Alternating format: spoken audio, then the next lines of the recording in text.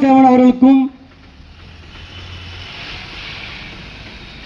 தேர்தல் விழாவுகளில் தொடர்ந்து பல நிகழ்ச்சிகளை, பல எதிர்ப்புகளையும், பல துரோகிகளையும் சூறையாடி தேவதானப்பட்டி பகுதியிலே மிக பிரம்மாண்டமாக நடத்தி வரும் பாசத்துக்குரிய மாமா நகர செயலாளர் சுபாஷ் அவர்களுக்கும் மற்றும் இவ்விழாவிற்கு சிறப்பு விருந்தினராக வந்த அனைத்து பொதுமக்களுக்கும் நன்றினை தெரிவித்துக் கொண்டு, கல்வி தந்தை அமரர் PK மூக்கையா தேவர் அவர்களின் 102வது பிறந்த நாளை முன்னிட்டு தேவதானப்பட்டி பகுதியில் மிக பிரம்மாண்டமாக நிகழ்ச்சி நடத்தி வரும் தமிழ் தேசிய பாரத் பிளாக் கட்சியினுடைய நிறுவன தலைவர் சங்கிலி அவர்கள் தலைமைக்கு ஆணைக்கிணங்க மாவட்ட பொதுச் செயலாளர் மதிப்பிற்குரிய அண்ணன் பாரத் அவர்களின் ஆணைக்கிணங்க செயல்பட்டு வரும் தேவதானப்பட்டி பொறுப்பாளர்களுக்கும் நன்றினை தெரிவித்துக் கொண்டு, இந்த தமிழகத்திலே மிக சிறந்த அரசியல்வாதிகளிலே ஏழ்மையாக வாழ்ந்த அரசியல்வாதிகள் என பல பேர் கட்டம் கட்டி மக்களை திசை திருப்பி பூட்டி வைத்து கொண்டிருந்த காலங்கள் போய் நம் தமிழ் மண்ணிலே, தமிழ் அரசியலிலே ஏழ்மையாக வாழ்ந்த தலைவர்கள் கக்கன், காமராஜர் என்றுதான் எல்லோருக்கும் தெரியும். ஆனால் தேவர் தந்த தேவர், கல்வி தந்தை PK மூக்கையா தேவர் என்பது யாருக்கும் தெரிந்தும் தெரியாமலும் மறைக்கப்பட்ட வரலாறு. அந்த வரலாற்றை இந்த மண்ணிலே, தேனி மாவட்ட மண்ணிலே மீண்டும் தோண்டி அனைத்து மக்கள் மத்தியிலே பறைசாற்றும் எண்ணத்தோடு கூடிய கூட்டத்திற்கு நன்றிகள் போல சொல்லி, நடக்கின்ற அரசியலில் பார்வர்டு பிளாக் கட்சியினுடைய அரசியலை தரக்குறைவாக பேசக்கூடிய தரக்குறைவற்றவர்களுக்கு எச்சரிக்கை விடுத்து,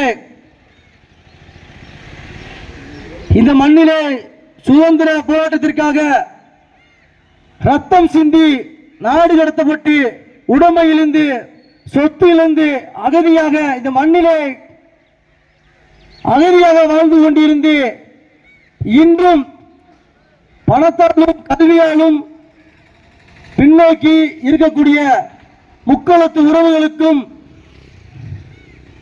இங்க நடக்கின்ற அரசியலிலே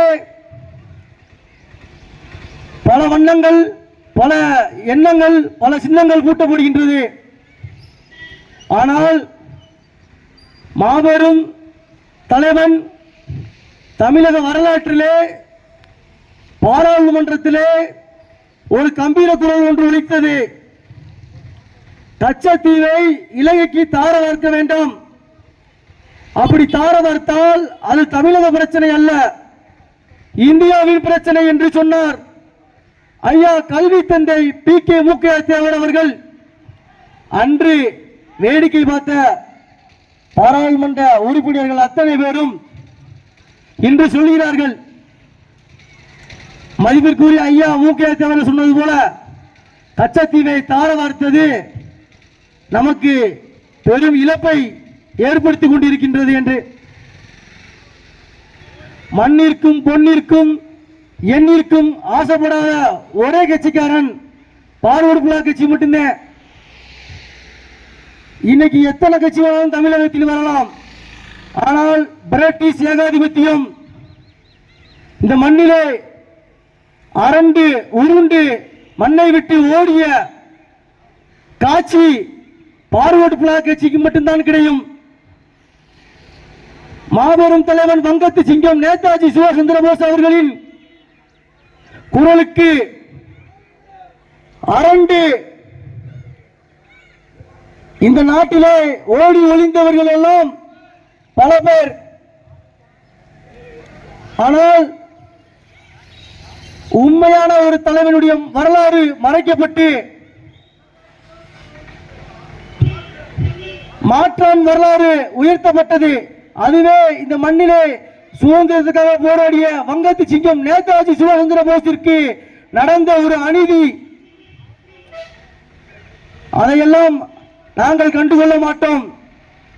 எங்களுக்கு தமிழக பிரச்சனையாக இருந்தாலும் சரி, இந்தியா பிரச்சனையாக இருந்தாலும் சரி, முதல்ல களத்தில் போர்க்களத்தில் குரல் கொடுப்பது பார்வர்டு பிளாக் கட்சி மட்டும்தான். இன்னைக்கு நீங்க நினைக்கலாம், இத்தனை பார்வர்டு பிளாக் இருக்கு, அத்தனை பார்வர்டு பிளாக் இருக்கு, என்ன செய்து விட முடியும், இவங்க என்ன பண்ண முடியும் அப்படின்ட்டு. நாங்கள் கடந்த மூக்கே தேவர் ஆட்சி காலத்திலையும் பசுமன் முத்துராமலிங்க தேவர் ஆட்சி காலத்திலையும் பார்வர்டு பிளாக் கட்சி இல்லாம மத்தியில தமிழகத்தில் எந்த கட்சியும் உட்கார முடியாது. அதுதான் வரலாற்றின் உண்மை.